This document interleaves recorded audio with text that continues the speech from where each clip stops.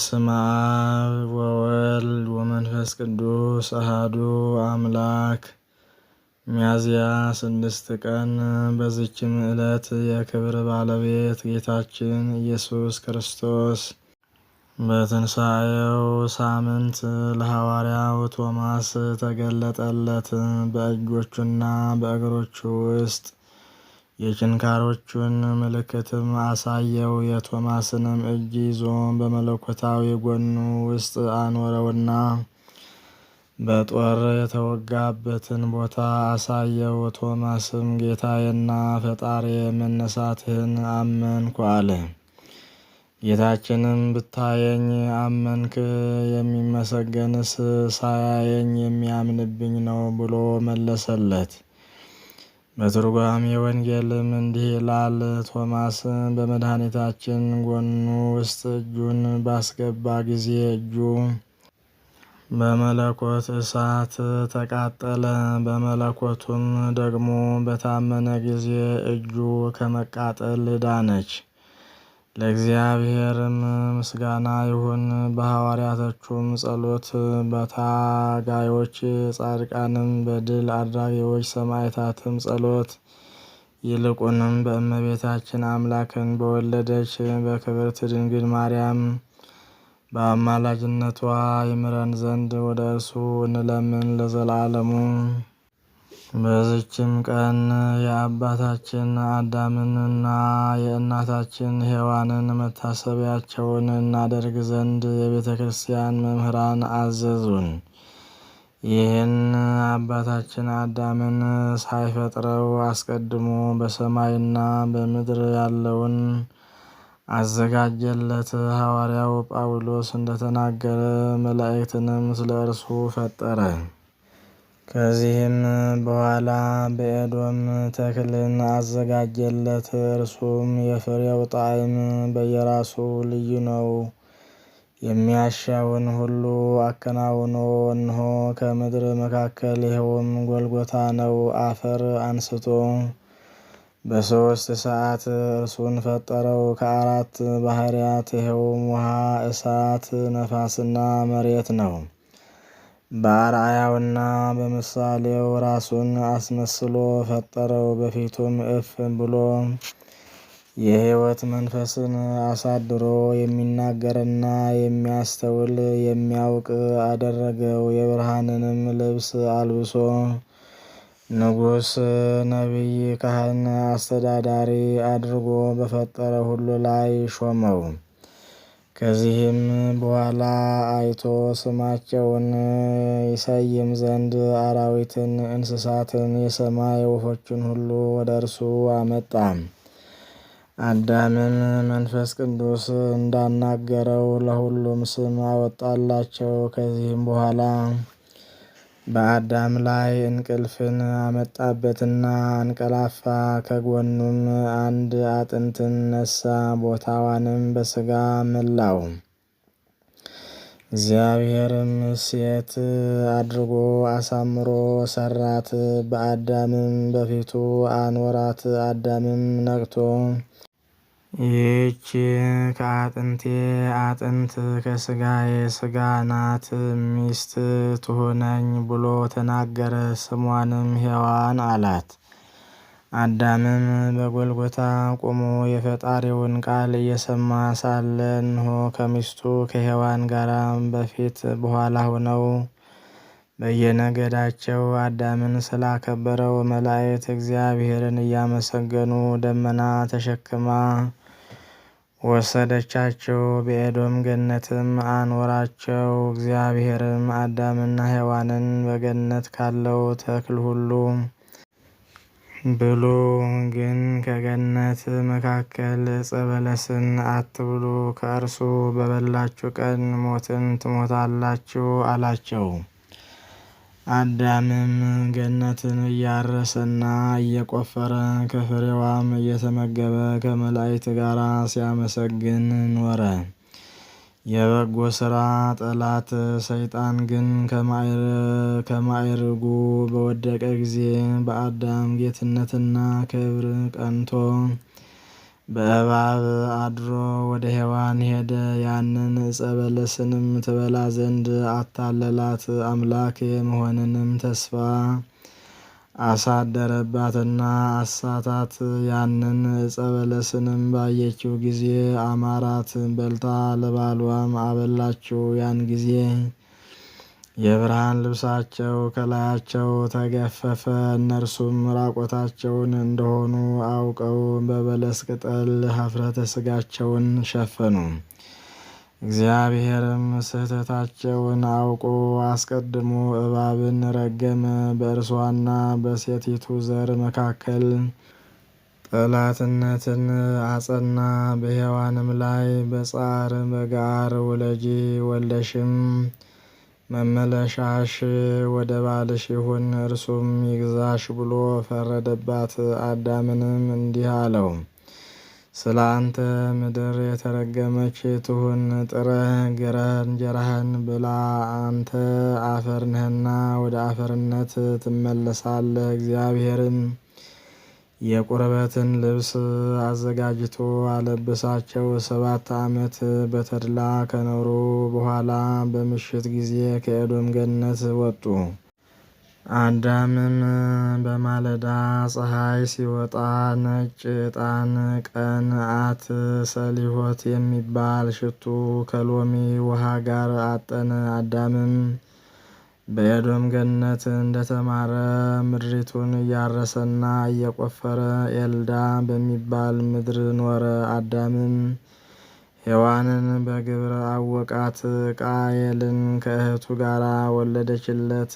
ከእርሱም በኋላ አቤልን ከእህቱ ጋራ ወለደችው። ቃየልና አቤልም አድገው አካለ መጠን አደረሱ።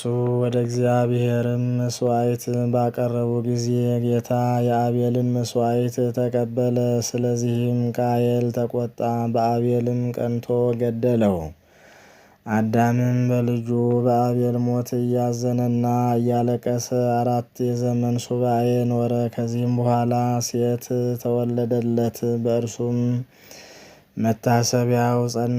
ከእርሱም በኋላ ብዙዎች ወንዶችንና ሴቶች ልጆችን ወለደ። እግዚአብሔርም ንስሐውንና ልቅሶውን አይቶ የድህነት ተስፋ ሰጠው። 5500 ዘመን ሲፈጸም ወደ ዓለም መጥቼ ከልጅ ልጅ እወለዳለሁ፣ ሕፃንም ሁኜ በሜዳ ውስጥ እድሃለሁ፣ በመስቀሌና በሞቴም አድንሃለሁ አለው።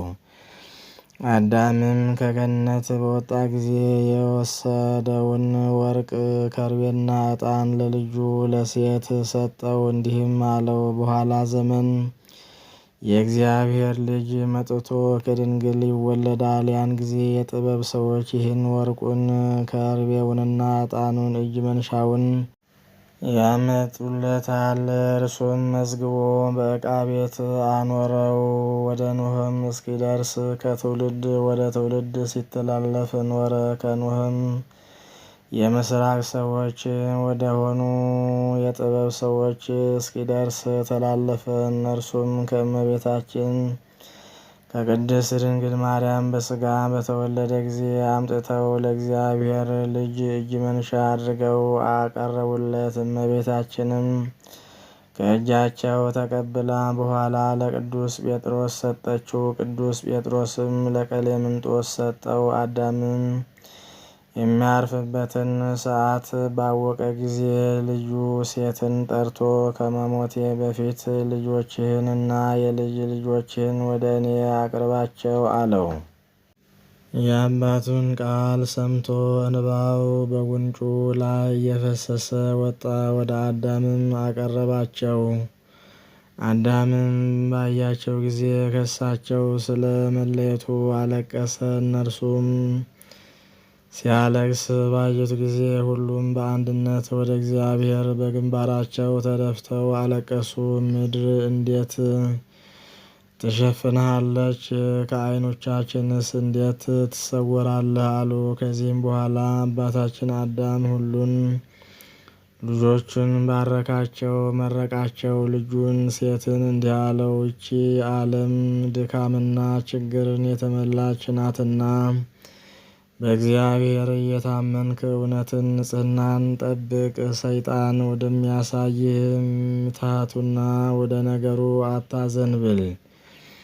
በሞትኩ ጊዜም ሥጋዬን ወስዳችሁ ሰሊክሚአ በሚባል ሽቱ ገንዛችሁ በግምጃ ቤት አኑሩት። የጥፋት ውሃ ይመጣ ዘንድ አለውና ፍጥረት ሁሉ ይሰጥማል። ከ8 ነፍስ በቀር የሚቀር የለም። ልጄ ሆይ ለወገኖች ቋሚ ሆነህ እግዚአብሔርን በመፍራት ጠብቃቸው። የእውነት መንገድንም ምራቸው። ለሰይጣንም እንዳይታዘዙና እንዳያጠፋቸው አደራ አስጠብቃቸው። ልጆችህንና የልጅ ልጆችህን ከቃየል ልጆች ለያቸው። አንድ የሆኑ ዘንድ ከቶ አትተዋቸው። ወደ ስራቸውና ወደ ጨዋታቸውም አይቅረቡ። ከዚህም በኋላ ወደ ልጁ ወደ ሴትና ወደ ሔዋን መለስ ብሎ ያንን ወርቅ ከርቤና ዕጣን ከእርሳቸው ጋር አኑረው ይጠብቁት ዘንድ አደራ አላቸው። እንዲህም አላቸው፣ የጥፋት ውሃ በመጣ ጊዜ ሥጋዬን ከወርቁ ከከርቤውና ከዕጣኑ ጋር ወደ መርከብ ያስገቡ። ከዚያም በኋላ በምድር መካከል ያኑሩት። ከብዙ ዘመናት በኋላም ያችን አገር ይወርሷታል። እሊህንም ወርቅ ከርቤና ዕጣን ከብዙ ምርኮ ጋር ይውሰዱትና አካላዊ ቃል መጥቶ ሰው እስከሚሆን ድረስ በዚያ ይጠበቃል። ነገሥታትም ይዘው መጥተው ይገብሩለታል። ወርቁ ስለ መንግስቱ፣ ዕጣኑ ስለ ክህነቱ፣ ከርቤውም ማኅየዊት ስለሆነች ሞቱ ነው። ለአባታችን አዳምም 930 ዓመት ሲሆን መላልኤልም 135 ዓመት ሲሆነው በተፈጠረባት አርብ በ9 ሰዓት አረፈ።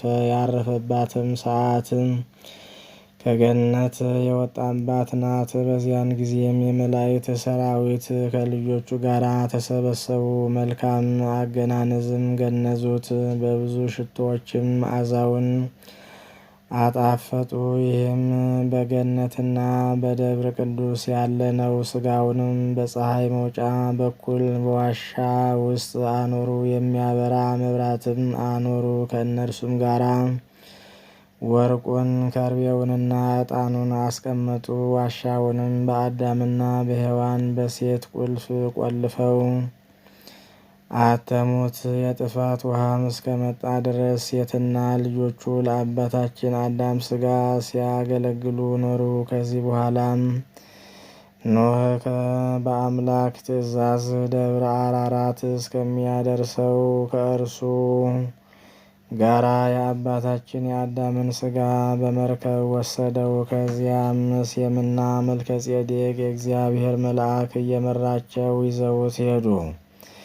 ከቀራንዮ ቦታ ደርሰው በዚያ ቀበሩት። መልከጼዴቅም በዕጣንና በቁርባን ሲያገለግል ኖረ። የእግዚአብሔር ልጅ መጥቶ ከድንግል ልጁ በተወለደ ጊዜ መድኃኒት በሆነች ሞቱ አድኖ ወደ ቀደመው ርስቱ መለሰው። እርሱ ለከበሩ ደጋጎች ነቢያት፣ ለተጋዳዮችም ሰማዕታትና ጻድቃን አባት ነውና ስለ እርሱም እግዚአብሔር ልጅ ወደ ዓለም መጥቶ ሰው ሆኗልና ለእግዚአብሔር ምስጋና ይሁን። የአባታችን የአዳም የእናታችን የሔዋን የቀደሙ የሁሉም አባቶች በረከት በሀብተ ወልድና ወለተ ኢየሱስ በወለተ ማርያምና ገብረ ሥላሴ በሕፃነ ማርያምና ገብረ ሥላሴ እንዲሁም በሁላችን ላይ አድሮ ይኑር ለዘላለሙ አሜን።